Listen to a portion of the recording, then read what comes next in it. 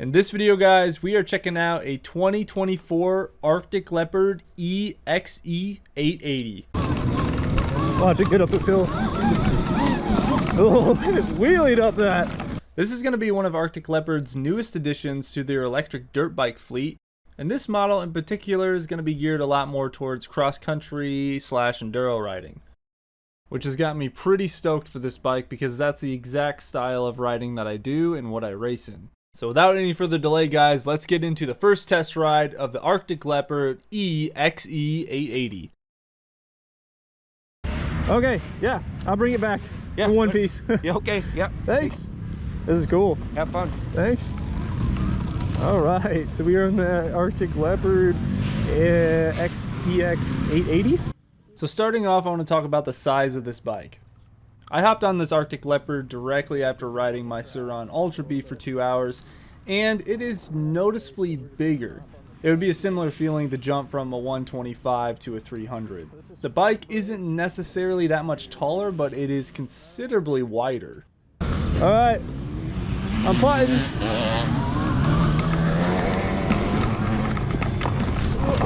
Whew.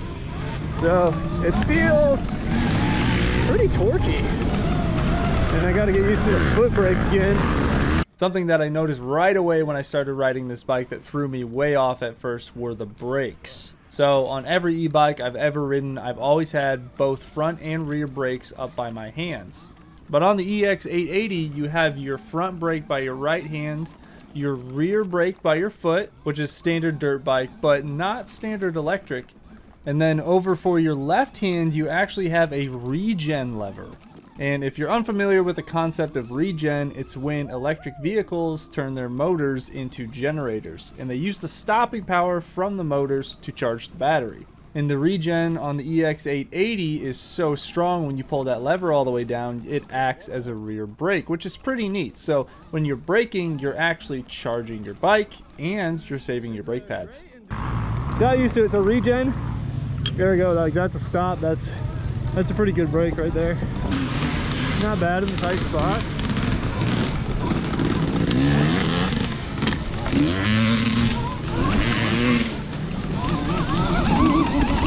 Woo-hoo-hoo! Shit. Next up, let's talk about the power of the EX 880. Coming from my Surron Ultra B, which runs at 12.5 kilowatts, the Arctic Leopard felt significantly more powerful. The EX 880 has a peak power of 37 kilowatts, so well over 3 times what my Surron Ultra B can do. And it has no problem getting through anything that you need in the woods. It has 3 different modes you can cycle through. D1, which is supposed to be like a 100cc kind of play bike. D2 is what I'm riding in right now, and that's supposed to mimic a 250. And then the highest mode that you can switch into is D3, and that's supposed to mimic a 450.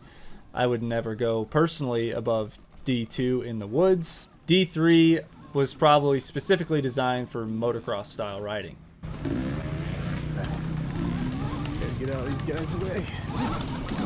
The throttle curve for the EX 880 took a little bit of getting used to. And don't get me wrong, it wasn't uncontrollable at all. In fact, after I got used to it, it was pretty easy to maneuver the bike in tight places. But it still wasn't as smooth as I'm used to coming from my Surron Ultra B. I like my throttle mapping to be really smooth into power. You ease into all your power. You can give it a burst of power if you want. This one felt like you could roll the throttle a little bit and there would be nothing at all that happens, and then suddenly it would jump at you after you got past a certain point. It felt a little bit unpredictable, at least on the low end. And then on the higher end of the curve, it felt fine. It just felt like it got too much torque too quick. But seriously, guys, take this with a grain of salt. There's more than likely a setting on the bike that you can change. Almost every single other e-bike has it where you can change the torque on the bike so it's not as touchy. But on the setup that I was riding, that's just how it felt.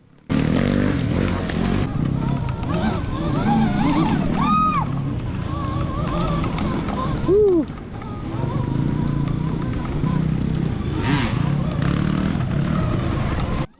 The suspension for the EX 880 felt fine. The forks in the rear shock themselves were unbranded, so they're probably some kind of Chinese knockoff. which I feel is pretty typical for electric bikes coming out of China. It was a little bit stiffer than I typically like, but that's within the margin of error. It was probably just because it was set up for a different rider other than myself.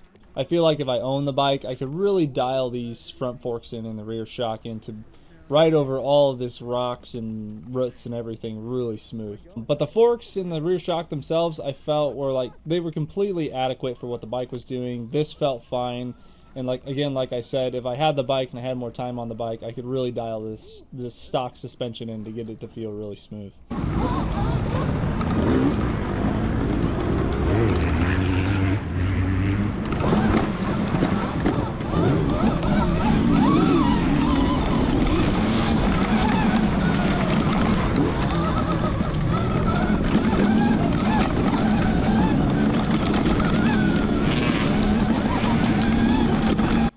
One of the last things I want to mention with this bike, since I only got a little bit of time on it, is the battery life.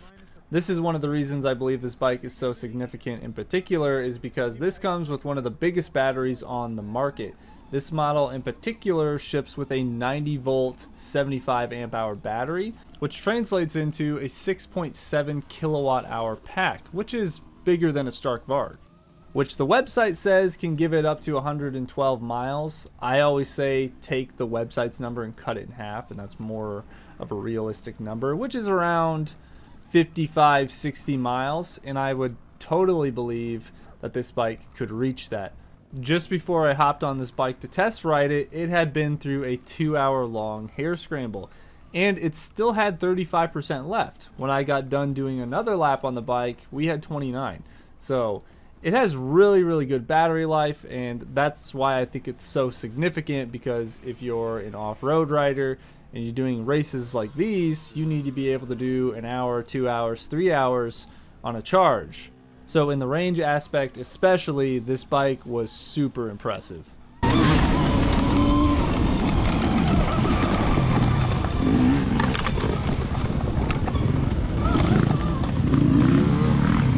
tight in there.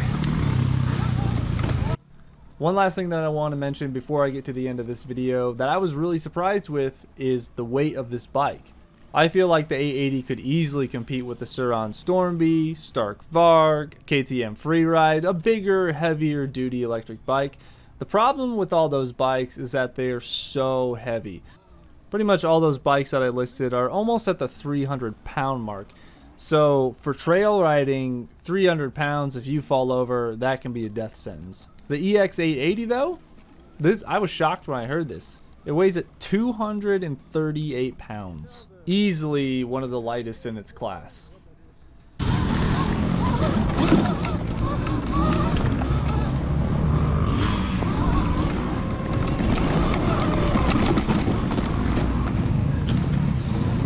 Alright guys, and that's going to be my first impressions of the Arctic Leopard E-XE 880. From my experience with the bike, it would be a phenomenal single track trail bike. I'd love to get it and test it out on a motocross track, but for the trails, this thing was a monster. And a big shout out to Cambridge Motorsports in Cambridge, Illinois for lending me this bike for a little bit. Those guys are going to start dealing and shipping these things locally, so if you guys want to test ride one of these bikes, if you're in the Chicago area, Davenport area, I'll put their link down in the description. Get in touch with them. Great group of guys over there. They're out here racing these bikes, and that's how I met them and caught up with them, and that's how this video came about. It's because they're coming out to all these races, and they're actually racing these bikes, and the bikes are performing phenomenal. So if you want to test ride one, again, link will be down in the description. Be sure to reach out to them. I admire all you guys. I hope everybody enjoyed the video. Leave a comment down below. Let me know what you think, and I will see you in the next one. I think we're coming up to the finish line that we're not racing in.